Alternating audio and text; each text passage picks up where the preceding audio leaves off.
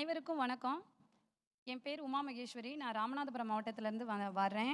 என்னோட பொண்ணு 10th 496 mark எடுத்தாங்க. எடுத்த உடனேயே நம்ம தளபதி சாரோட கழக தொண்டர்கள் ராமநாதபுரம் மாவட்ட மேற்கு ஒன்றிய செயலாளர், பொருளாளர், பிரதிநிதிகள் எல்லாருமே வீட்டுக்கு வந்தாங்க. வந்து பிள்ளைங்களை ரொம்ப அப்ரிஷியேட் பண்ணாங்க. நான் அதை பிள்ளைங்களுக்கு அது ரொம்ப ஒரு மோட்டிவேட்டாக இருந்தது. ஒரு சின்ன விஷயம் நான் தளபதி கிட்ட இன்னைக்கு சொல்லணுங்கிறது என்னுடைய நீண்ட நாள் கனவாகவே இருந்தது.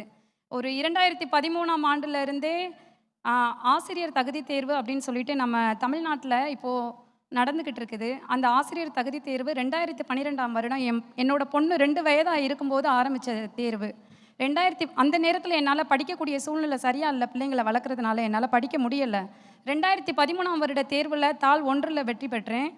தேர்வில் எழுதியும் எங்களுக்கு வேலை கிடைக்கல. திரும்ப 2017ஆம் ஆண்டு தேர்வில் தாள் 1, தாள் 2 இரண்டுலையுமே நான் வெற்றி அடைஞ்சேன். ஆனால் எங்களுக்கு அப்பையும் வேலை போடலை.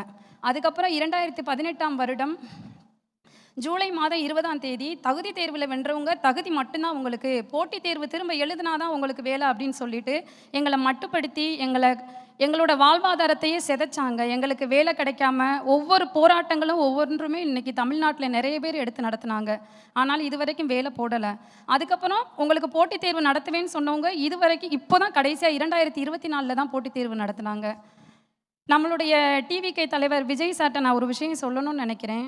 அன்றைய எதிர்க்கட்சி தலைவராக இருந்தவரும் இன்றைய முதல்வராக இருக்கக்கூடிய நம்முடைய முதல்வர் ஐயா இருக்காங்கல்ல, அவங்க சொன்னாங்க, இந்த அரசாணை ஒரு இருள் சூழ்ந்த அரசாணை, ஒரு நீதியற்ற அரசாணை.